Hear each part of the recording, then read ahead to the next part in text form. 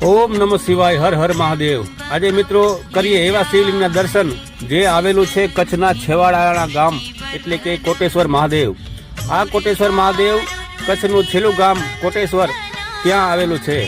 આ શિવલિંગની સ્થાપના રાવણ દ્વારા કરવામાં આવી હતી એવું માનવામાં આવે છે કે જ્યારે કૈલાસમાંથી રાવણ શિવલિંગ લઈ અને પોતાના વતન એટલે કે લંકામાં જઈ રહ્યો હતો ત્યારે દેવતાઓએ યુક્તિ કરી અને ગાયનું સ્વરૂપ લઈ એમની પાસેથી એ શિવલિંગ નીચે મુકાવ્યું હતું અને એ શિવલિંગ કોટી એટલે અનેક ગણું થઈ જતા રાવણ મૂંઝાયો હતો અને બીજું શિવલિંગ લઈ અને લંકામાં જતો રહ્યો હતો એવી માન્યતા, એવી લોકવાર્તા છે। પછી એ શિવલિંગની સ્થાપના રાવણે અહીં કરી હતી। આ આખો વિડીયો અમારી ચેનલમાં